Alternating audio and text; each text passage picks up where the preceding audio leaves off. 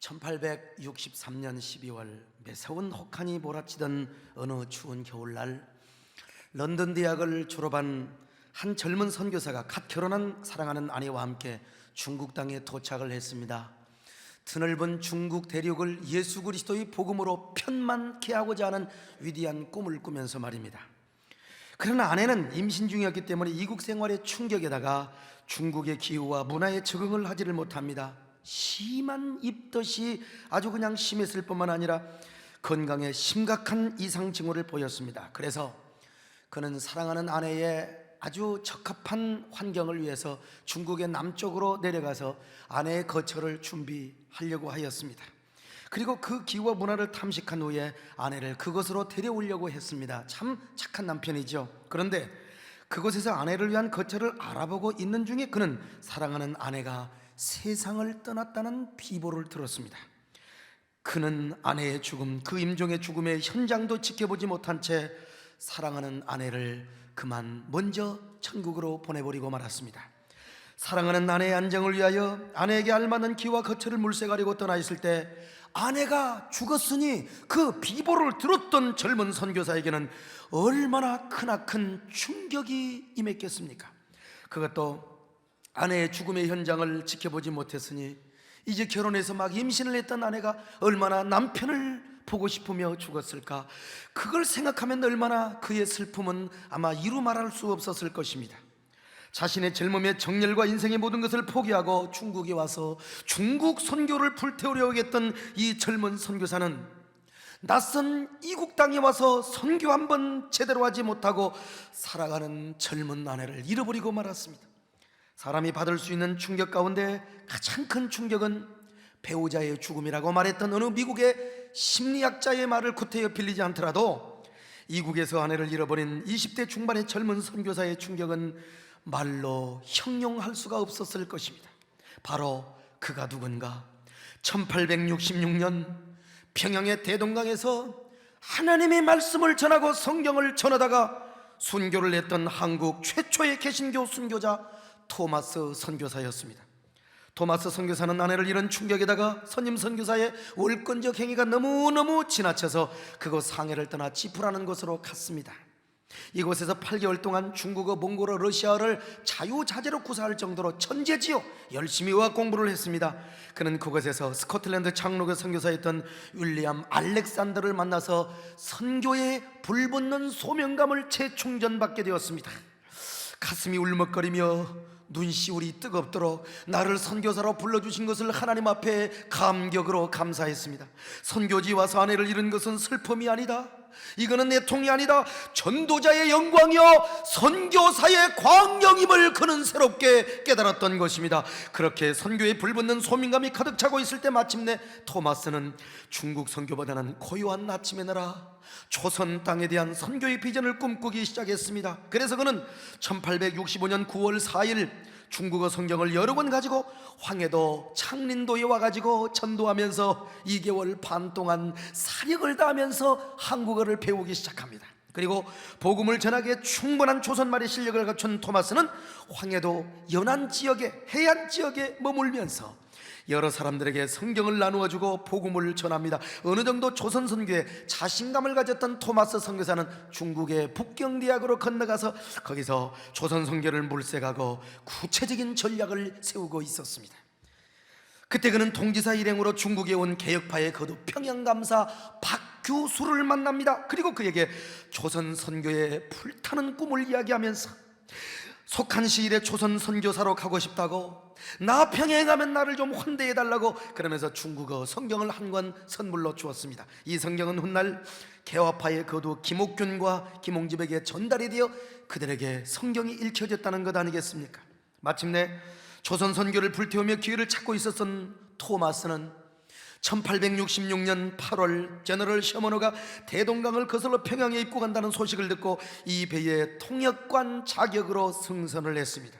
셔머너가 중무장을 하고 대동강으로 오고 있다는 소식을 접한 평안감사는 문정관을 파송하여 입국 경위를 조사하도록 했습니다. 그리고 천국의 허락 없이는 우리는 절대로 외국과 통상을 할 수 없다는 이러한 사실을 통보했습니다. 그러나 토마스는 야소교를 전하러 왔다, 우리가 무장을 한 것은 이거는 우리가 만일의 경우를 대비한 것이다. 그리고 우리가 조선과 통상을 원한다는 사실을 통보하며 셔먼호를 계속해서 평양으로 움직였습니다. 아마도 토마스 선교사는 북경에서 만난 박규슈를 생각하면서 그래도 문정관은 이렇게 통보하지만 내가 가서 평양감사를 만나면 나를 봐주지 않겠는가, 이런 긍정적인 생각을 했던 것 같습니다. 제너럴 셔먼호가 대동강을 거슬러 올라가는 동안 토마스는 가끔 부채 내려서 조선 사람들에게 중국어 성경을 전달해주면서 구도로 복음을 전했습니다. 이런 일을 예우주시며 경계했던 평양성의 관리들은 평양감사에서 계속해서 부정적인 보고만 나였습니다. 결국 박교신은 그 부정적인 보고만, 거기에 무슨 토마스 선교사가 탔는지도 모르고 아무튼 셔먼호를 불태우기로 작정을 했습니다. 마침 셔먼호가 양각도에 잠시 좌초당해 있을 때 군관들이 그 배에 솔가지와 유황을 뿌려서 불을 질러버리고 맙니다. 셔먼호에 막 그냥 불길이 휩싸이자 한 사람 한 사람 무치로 도망을 나옵니다. 그리고 기다리고 있던 군관들은 그들을 모조리 칼로 목을 다 베버리고 말았습니다. 마지막으로 성경을 하나름 가지고 그 불끄덩이 속에서도 성경을 하나름 찾아가지고 무트로 올라왔던 젊은 선교사가 있었으니 그가 바로 토마스 선교사였습니다. 그는 무치로 나와서 자기를 죽이려는 박충건이라는 군관에게 무릎을 꿇고 엎드리며 가지고 온 성경을 건네 주었습니다. 얼굴을 땅에 대고 두 손을 높이 들면서 제발 나는 죽여도 좋사오니 부디 성경만은 받아달라고 그렇게 애원을 하는 것입니다. 박충건은 그를 죽이려고 뽑았던 칼을 잠시 멈추었습니다. 왜냐하면 서양 사람임에도 불구하고 이 조선인의 최고의 애절과 예의를 갖춰서 이 책을 받아달라고 하니 어찌 여러분 감히 함부로 죽일 수가 있겠습니까? 그래도 박충건이 성령을 받지 않자 토마스는 모래사장에 두 무릎을 꿇고 머리를 땅에 대고 하나님 앞에 눈물로 간절히 기도합니다. 자기는 칼에 죽는다 할지라도 제발 이 사람들이 성령을 받고 예수를 믿도록 기도했던 겁니다. 주여, 아내를 먼저 보낸 이 젊은 선교사도 아내가 갔던 천국으로 갈 때가 되나 봅니다. 이 조선 땅의 복음을 편만케 하고 수많은 문영혼을 구원시킨 후에 내가 천국에 가려고 했는데 이제 저도 주님의 품으로 가려나 봅니다. 그러나 주님, 이 젊은 종이 이 땅에 복음을 전하러 왔사오니 이 고요한 아침의 나라 조선 땅에 구원의 복음인 성령을 전하러 왔사오니 제발 내 앞에 칼 들고 있는 저 군관이 성경만은 받게 하여 주옵소서.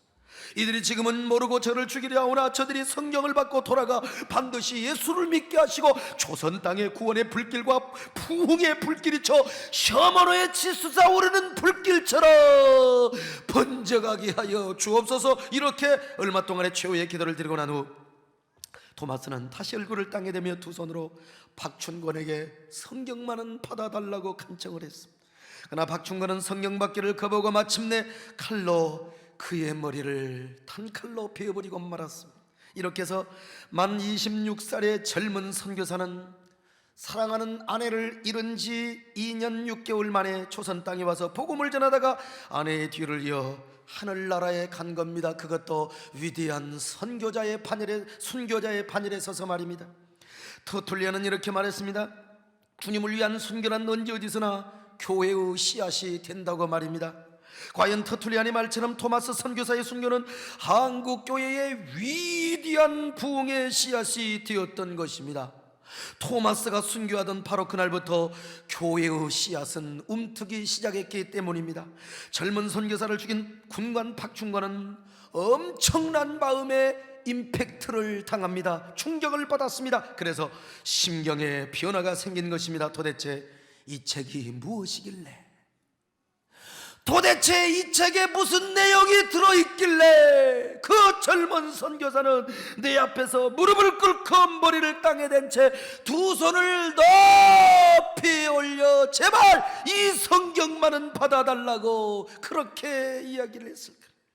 그래서 그는 동료들 몰래 현장으로 가서 흩어진 성경을 가지고 집으로 돌아왔습니다.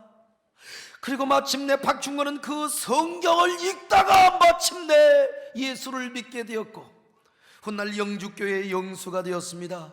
영수란 말은 오늘날 전도사와 장로 사이의 직분이라고 생각하면 될 겁니다. 그는 성령을 읽고 조카 이영태에게 주어서 이영태도 예수를 영접하게 만듭니다. 그런데 그의 조카 이영태가 어떤 사람인 줄 압니까? 훗날 평양 숭실대학을 졸업한 후에 레놀지의 선교사의 조사, 전도사란 말입니다. 조사가 되어 지금 우리가 읽고 있는 한글 성경에, 우리가 읽고 있는 이 한글 성경의 3분의 2를 번역한 위대한 성경 번역자가 되었다는 사실을 여러분 알고 계십니까? 그뿐입니까?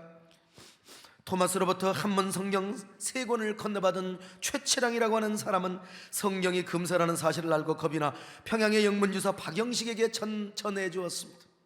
박영식은 이 성경을 건네받고 야, 종이질 하나 끝내주는구나, 이 종이로 자기 방을 도배하고 싶은 마음이 문득 들었습니다. 당시 중국어 성경은 한지루로 만들어져 가지고요, 자, 정말 질이 굉장히 종이질이 좋았고, 소위 이 책은 딱지본으로 지본이 되어 있어서 묶은 실을 풀기만 하면은 종이를 찢을 필요가 없이 그대로 종이가 나와요.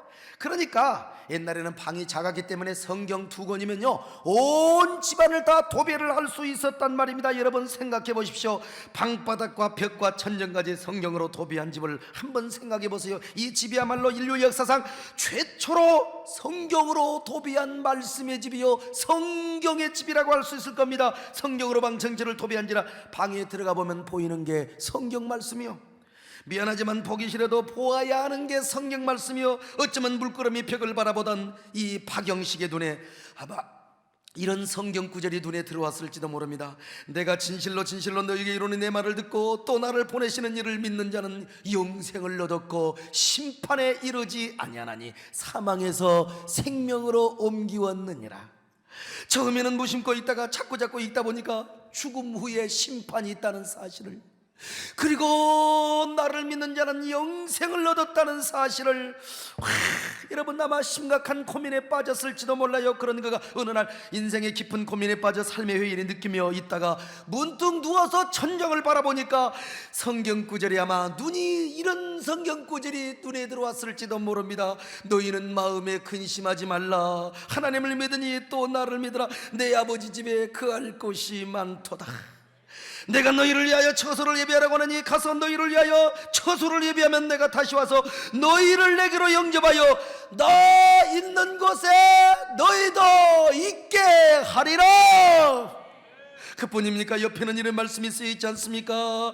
예수께서 가라사대 내가 곧 길이요 진리요 생명이니 나로 말미암지 않고는 아버지께로 올 자가 없느니라. 또한 좌우를 보니까 이런 말씀이 들어와요. 회개하라, 천국이 가까웠느니라. 다른 이로서는 구원을 얻을 수가 없나니 천하 인간의 구원을 얻을 만 다른 이름을 주신 일이 없음이라. 주 예수를 믿으라, 그리하면 너와 네 집이 구원을 얻으리라. 할렐루야.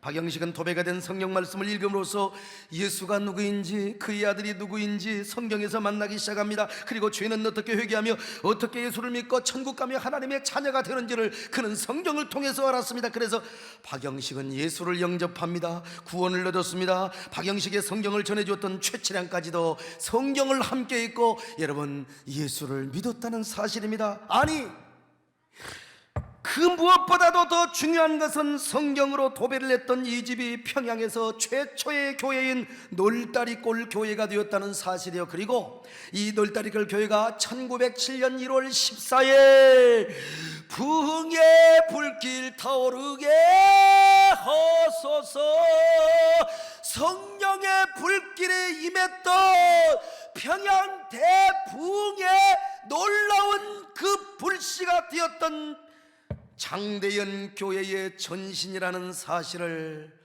여러분 우리는 이제야 압니다. 그리고 이 장대연 교회 대부흥으로 인하여 기생과 환락의 도시 평양이 동방의 예루살렘으로 바뀌어버렸고 조선당 전역에 부흥의 불길이 치솟아 오르게 했던 역사를 이렇게 했다는 사실을 우리는 이제야 알지 않습니까? 여러분 얼마나 놀랍습니까? 토마스의 순교가 장대연 교회로 연결되었고 평양 대부흥운동과 한국교회의 부흥으로 연결되었다는 사실이 얼마나 놀랍느냐는 말이요. 이 사실을 총신대 교수님이신 박용규 교수와 영국의 웨일즈 우리 교회를 왔다 갔던 유혜석 선교사와 고무성 목사님이, 여러분 한국교회 인물연구소 소장인 고무성 선교사가 여러분, 이 사실을 발견해낸 겁니다. 여러분, 일찍이 터툴리안이 말한 대로 토마스의 순교는 교회의 씨앗이요, 아니 교회의 부흥의 불길을 만드는 불씨가 되어서 비록 26, 7세의 젊은 선교사가 한국 선교를 본격적으로 시작도 하지 못하고 세상을 떠났지만 그의 순교는 한국교회의 태동과 성장과 발전의 위대한 밑거름이 되었던 것이 아닙니까? 그렇다면 사랑하는 성도 여러분, 무엇이 토마스 선교사라 하여금 이런 결과를 낳게 했을까? 무엇이 토마스 안에서 그런 불붙는 열정과 불붙는 선교의 정열을 갖게 하였을까요? 사랑하는 아내를 잃었으면 본국으로 돌아가야지. 그 젊은 나이에 순교를 하면서까지 조선 땅에 와서 복음을 전하게 하였을까요? 한마디로 토마스의 가슴 속에 타오르고 있었던 불붙는 선교의 소명감 때문이었습니다. 하나님 앞에 부름받은 뜨거운 소명감의 열정으로 그는 임신한 아내와 함께 중국으로 건너왔습니다. 또한 사랑하는 아내를 중국 땅에서 잃은 후에도 타오르는 불붙는 소명감 때문에 주체할 수 없는, 저항할 수 없는, 항거할 수 없는 불가항력적인 그 소명의 정열 때문에 조선 땅에 와서 성경을 전하다가 목뱀을 받아 죽었던 것입니다. 이처럼 토마스 안에서 꺼질 줄 모르는 선교의 소명감, 도무지 사그러들 줄을 모르고 활화산처럼 솟아오르는 그 정열의 소명감이 그의 삶을 이처럼 위대하게 만들었던 것입니다. 그렇다면 여러분, 불붙는 선교의 소명감, 전도의 소명감이란 과연 무엇일까? 어떻게 해서 생긴 것이며 어떻게 해서 온 것인가? 그것은 여러분, 우리가 알아야 됩니다. 우리가 만들어낸 것도 아니고 우리가 선택한 것도 아닙니다. 하나님이 만들어낸 것이요, 하나님이 선택한 것이요, 하나님이 우리에게 일방적으로 우리에게 선물로 준 것입니다. 성경은 이 사실을 너무나 우리에게 확실하게 말씀하고 있습니다. 하나님은 언제나 당신의 종들을 부르실 때 자기 자신을 소개하십니다. 야, 나는 이레베도 아브라함의 하나님이다, 야곱의 하나님이다, 이삭의 하나님이다. 나는 종되었던 너희를 애굽에서 구출한 하나님이다. 나는 이레베도 천지를 지으신 하나님이다. 그러면서 우리 자신들에게 주실 사명을 소개해 주셨습니다. 그리고 마침내 우리를 불러주십니다. 뭐라고 불러주십니까? 내가 너희에게 이런 일을 하게 하기 위하여 너를 부른다. 너 듣든지 안 듣든지 가서 내 백성에게 가서 말을 해라. 너는 예언해라. 너는 내 말을 전달해라. 나의 복음을 전하라. 그러면 소명받은 자들은 하나님 앞에 다 거절을 했습니다. 어떤 핑계를 대든지 어떤 핑계를 든지 간에 거절을 하였습니다. 하나님, 저는 입술이 둔해서 못합니다. 저는 어린아이입니다. 말을 할 줄을 모릅니다. 저는요 천민의 출신입니다. 그러니 보낼 만한 자를 보내소서. 나보다 뛰어난 사람, 나보다 더 훌륭한 사람을 보내시옵소서. 나는 갈 수가 없습니다. 오브젝션을 합니다. 바로 오늘 본문 이사야 같은 경우도 자신의 부족함 때문에 거절을 합니다. 화로다 나여 망하게 되었도다. 나는 하나님을 만나고 보니 입술이 부족한 사람입니다. 이렇게 입술이 부정해가지고 어떻게 내가 하나님의 말씀을 전한단 말입니까? 하나님, 나는 이 길을 갈 수 없습니다. 하나님의 말씀을 전할 수 없습니다. 좀 더 깨끗한 사람을, 거룩한 사람을 불러서 쓰시지요. 그럼에도 불구하고 하나님은 그들에게 다시 한번 확신을 주셔요. 야, 내가 누군 줄 아느냐? 이레베도 내가 천지를 지으신 하나님이요, 누가 너의 입술을 지었고, 그러니 내가 너와 함께 할 것이다. 반드시 내가 너를 열방의 선지자로 불렀다. 이레베도 내가 너를 전도자로 세운. 뭐가 두렵단 말이냐? 뭐가 겁난단 말이냐? 이레베도 내가 너와 함께하여 줄 것이다. 반드시 내가 너와 함께하리라. 반드시 내가 너를 들었으리라.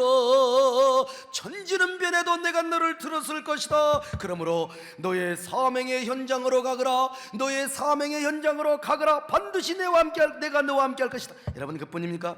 하나님은 말씀뿐만 아니라 사인과 기적을 통하여 그들의 소명을 확신시켜 주었습니다.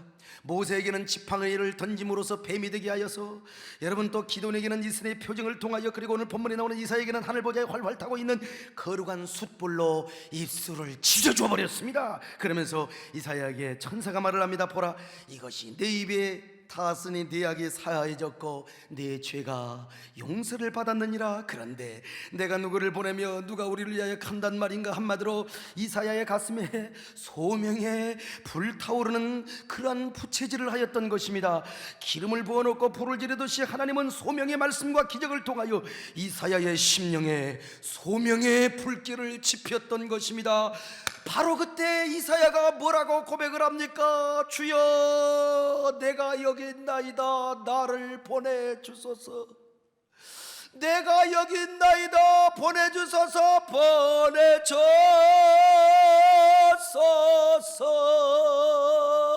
보내주소서.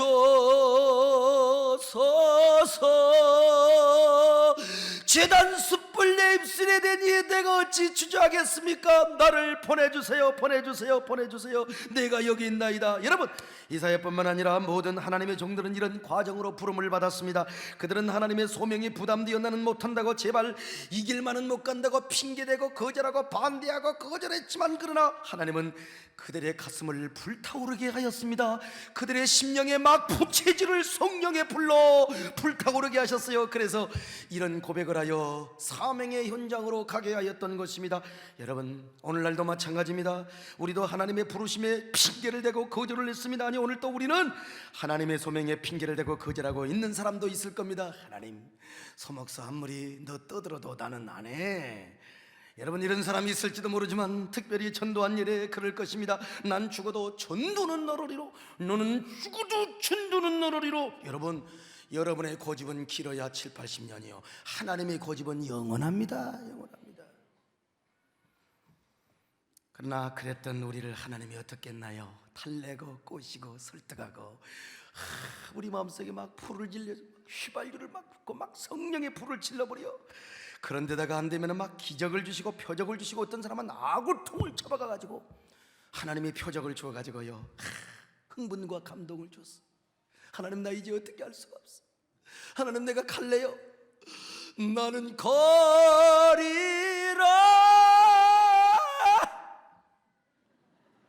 주의 길을 가리라. 목사가 여러분 목이 좀 쉬어야지. 너무 박주홍 목사님같이 잘 나오면요 이게 타락한 사람 같아요, 여러분. 그래서 이 하나님의 소명에 흥분을 하고 감동을 하여 우리도 하나님 앞에 공통적으로 고백한 말이 있어요. 주여, 내가 여기 있나이다. 나를 보내소서. 다 같이 한번 따라합시다. 주여, 내가 여기 있나이다. 나를 보내주소서. 사랑하는 여러분, 바로 불붙는 소명감이 우리를 이렇게 만든 것입니다. 불붙는 소명감이 우리로 하여금 이렇게 노래를 하고 고백을 하는 것이 아니겠습니까? 아마 대동강변에서 선교를 했던 토마스 선교사도 이런 소명감 때문에 왔던 거 아니겠습니까? 그 역시 젊은 인생을 살면서 꿈도 있었을 겁니다. 사랑하는 아내와 로맨스, 그리고 수많은 누리고 싶었던 것도 많이 있었을 겁니다. 그러나 하나님의 강력한 부르심, 주체할 수 없고 감히 한갈 수 없는 하나님의 일방적인 부르심에 화답하여 죽음을 각오하고 그는 대동강을 거슬러 보내줘서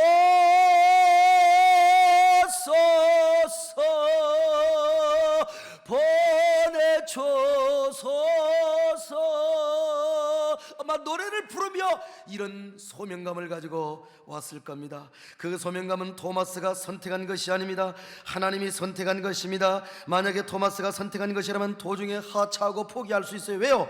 문화가 안 맞고 기후가 안 맞고 내 마누라 죽었다고 하나님이 이럴 수가 있습니까? 내가 선택했으면 내가 포기하고 영국에 돌아가서 더 이쁜 여자하고 결혼할 수 있었어요. 그러나 여러분, 내가 선택한 것이 아니에요. 하나님이 주셨습니다. 일방적으로 나를 선택해 주셨기 때문에 토마스는 도중에 하차할 수가 없었습니다. 그는 불붙는 선교의 소명감을 따라 죽기까지 선교의 사명을 다 했던 것입니다. 불붙는 소명감이 그의 인생을 이렇게 만들었던 겁니다.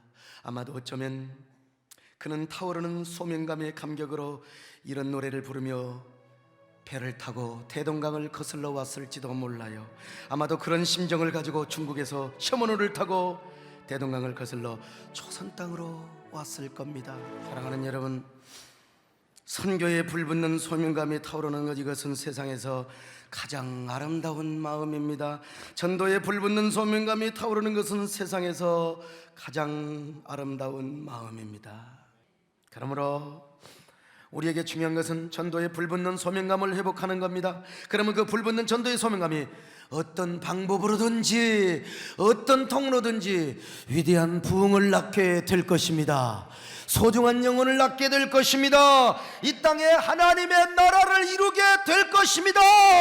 문제는 우리의 마음입니다. 문제는 우리의 소명감입니다. 그러므로 오늘 하나님의 부르심을 거절하지 마시기를 바랍니다. 전도의 영광과 축복으로 여러분을 초청하는 하나님의 부르심을 거절하지 마시기를 바랍니다. 그럴 때 여러분들은 위대한 불붙는 전도의 소명감이 회복될 것이고 위대한 전도자가 될 것입니다. 여러분 모두 이런 사람이 되시기를 축원합니다.